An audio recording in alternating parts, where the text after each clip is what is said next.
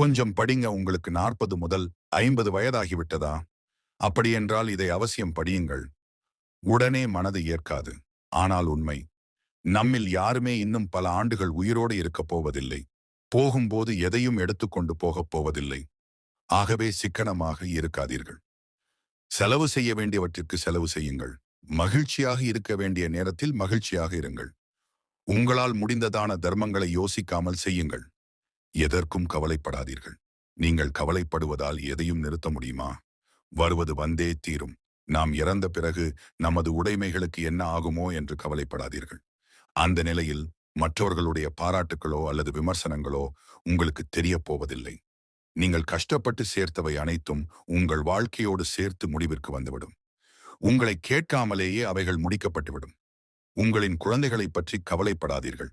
அவர்களின் வாழ்க்கை அவர்களுக்கு விதித்த விதிப்படிதான் அமையும். அதில் நீங்கள் எந்த மாற்றத்தையும் செய்வதற்கு வழியில்லை. சம்பாதிக்கிறேன் என்று பணத்தை தேடி அலையாதீர்கள். பங்குச் சந்தைகள் பக்கம் தலை வைத்து படுக்காதீர்கள். பணத்தை விட உங்களின் ஆரோக்கியம் முக்கியம். பணம் ஆரோக்கியத்தை மீட்டுத் தராது. 1000 ஏக்கர் விளைநிலம் இருந்தாலும் நாளொன்றிற்கு 1/2 கிலோ அரிசிக்கு மேல் உங்களால் உண்ண முடியாது.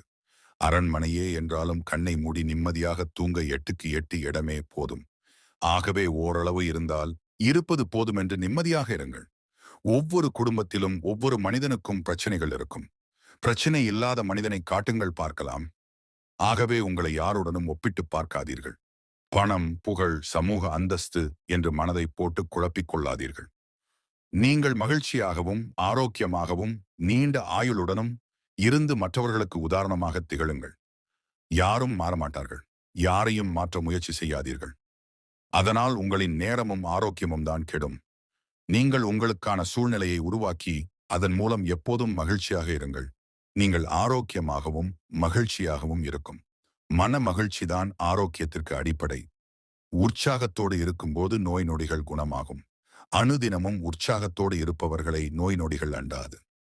நல்ல மனநிலை, உடற்பயிற்சி, சூரிய ஒளி, நல்ல உணவு, தேவையான விட்டமின்கள் ஆகியவை இன்னும் 20 அல்லது 30 ஆண்டுகள் உங்களை வாழ வைக்கும். அதற்கு மேல் என்ன வேண்டும் சொல்லுங்கள். எல்லாவற்றிற்கும் மேலாக உங்களைச் சுற்றி நடப்பவை நல்லவைகளாகவே இருக்கும்படி பார்த்துக் கொள்ளுங்கள். வரும் நாட்கள் நலமாக இருக்க வாழ்த்துக்கள்.